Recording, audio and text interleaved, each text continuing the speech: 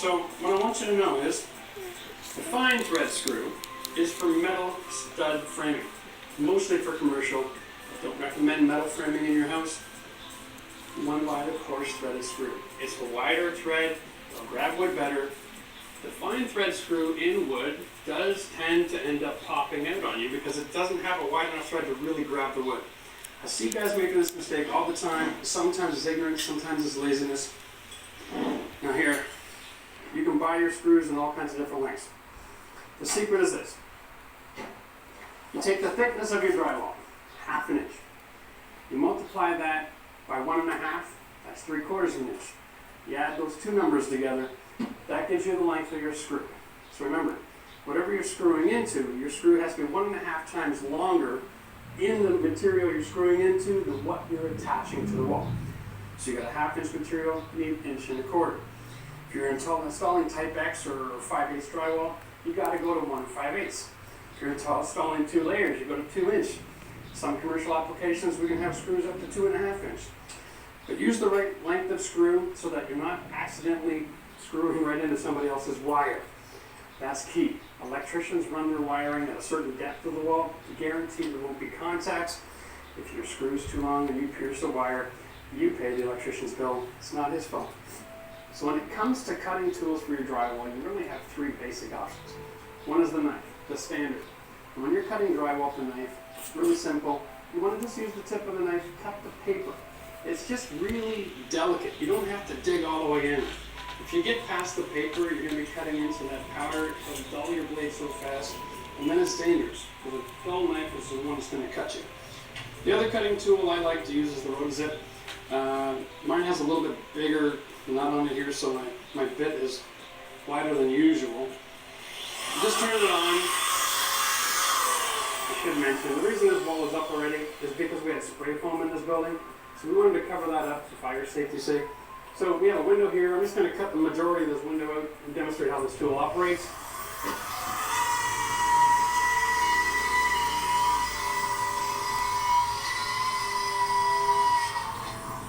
Now it makes a little bit of dust. It has a nasty screeching sound.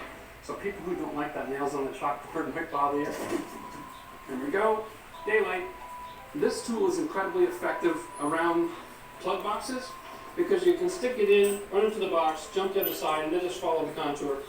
Always use this tool counterclockwise, and then you'll have great success. Now, if you don't have a Rotozip, the only other option is good old sweat, blood, and tears, using one of these little drywall saws.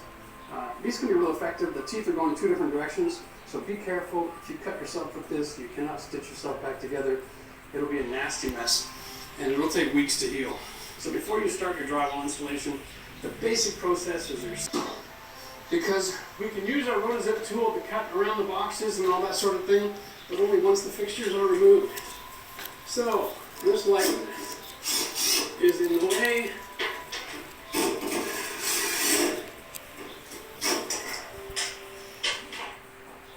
Really simple. We know the power's off for this. All we gotta do is just back off the screws. And you can use a knife or a screwdriver. Sometimes I'll just cut the wires because there's lots of length here, and the electrician can wire this back up again for me, no problem. All right. So we're just going to pull that loose, and we're going to pull this loose. All right. Always wrap these things up before you put them back in the box, just in case somebody gets stuff like this by accident. Okay, so what we have here is an interconnected smoke alarm, CO2 alarm. You can tell it's interconnected because it has a ton of wires coming in and out of this bad boy. As soon as I take this off, it's going to start making a horrible noise. So we're going to wait until we're ready to put the drywall up, just so we don't lose our sanity. So I'm just inspecting the ceiling, and I got a couple of nails sticking down. This isn't exactly a hammer, but it'll do the job.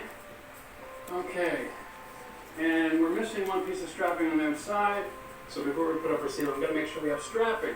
The same we want wood every 16 inches on the wall. You want to have your strapping on your ceiling about the same. Yeah, goes up a lot faster. So here's a rental tip for you. When you're screwing near the end of a piece of spruce like this, it's really thin.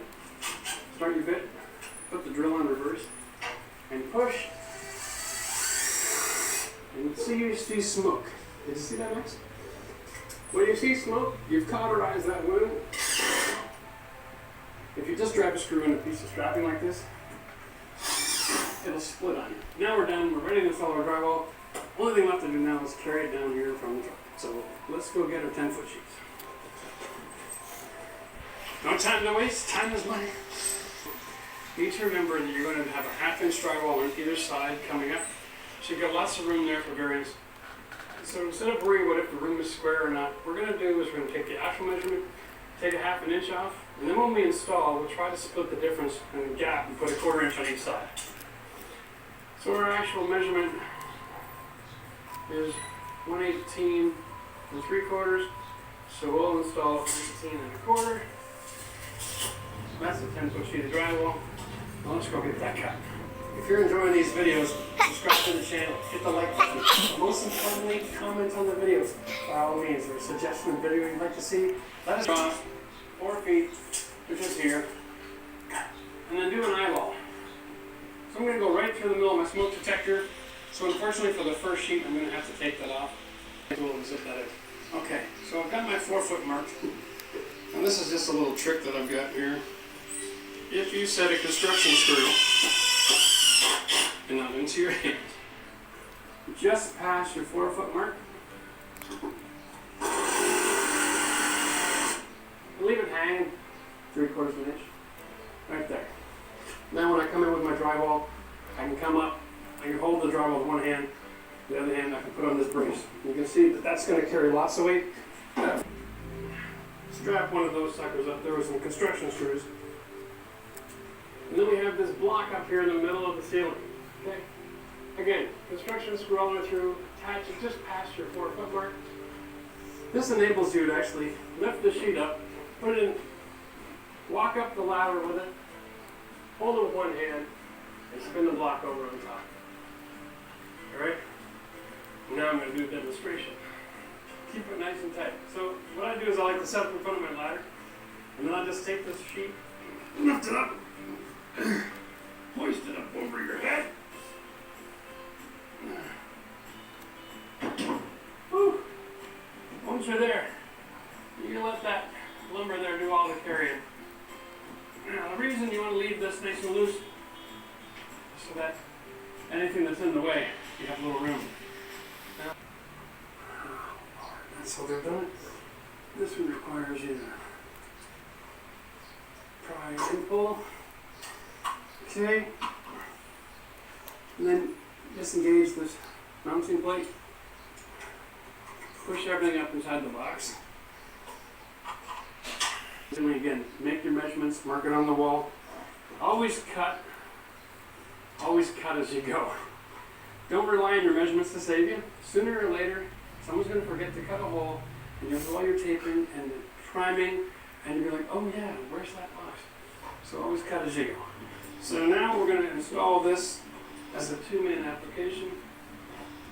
Once again, very similar. When you're installing a piece of drywall the same size as the room, it's difficult to just lift it up over your head like I did in the demonstration. So really what you want to do is you want to lay one end flat and lift the other end up. Go ahead. There's always one guy that's high and one guy that's low.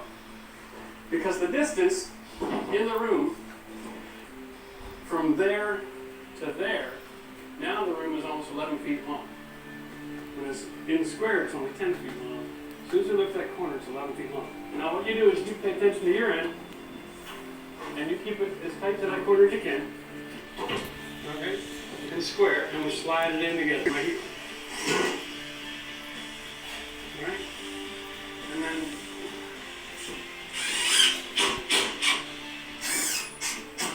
on each side, usually about 3 or 4 on each side of the sheet. That's enough to hold it in place. We get the cutting tool right away. Right, Captain. Cutting tool. My hole 38.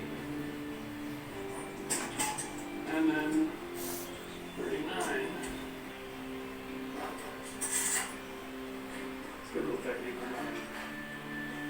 Rose it. I can check the pin position. There's a couple of holes and then a big space and another hole. Make sure you line them up properly. Put it in backwards the first time. you don't get to try again. We're going to leave that hanging until our other sheet goes in. So it's not in your way, but we should be fine. Depending on how comfortable you are when you drywall the ceiling. With drawing a straight line, before doing it, just get it up into place. If it's a two-man assembly, it's the same thing. The other guy's in charge of holding the weight and not letting it bounce around. Because while it's jiggling, it'll pop off the screws. If you're by yourself, you're going to need about 6 or 8 of those little wooden blocks that I showed you. That can be quite precarious. Now we also have an electrical box in the middle of the room. So again, we want to screw it around the outside perimeter. I like to use my head in this kind of situation, which is why I'm going a little bald on the top. Get the first 3 screws in here without even moving around. And then all I gotta do, shift my weight and hold that. Don't be jiggling around there. You're not allowed to move. You just gotta feel the burn. Once I get a few screws on my side, like a good neighbor, I'll go over and put a couple on his too. Sooner or later, the lactic acid will start to burn.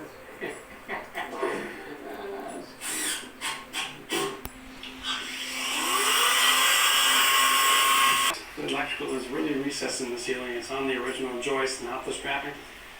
Not a concern. The electrician is going to come back and put the fixture up. What he can do is he can buy a 1/2-inch extender that screws in that box and brings it down to a height where it closes off the gap. It's good for fire separation, but it's also good for mounting things. I'd like to use the box extender instead of just using really long screws. Just call me old-fashioned. I like to have these gaps closed up just in case.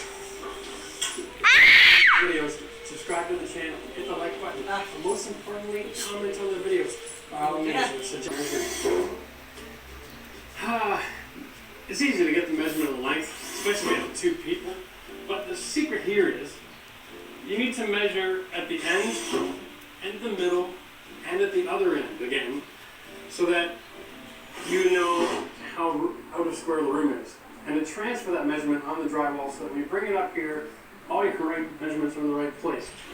The reason I want to measure the middle as well is because I know the drywall's straight, but it's 22.5, big surprise. Alright.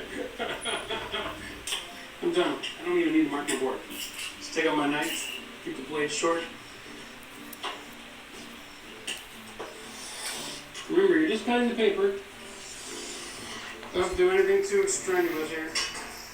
And then lift up the corner, break it, step in behind, reach, it's just extended blade. And that's the piece from the ceiling.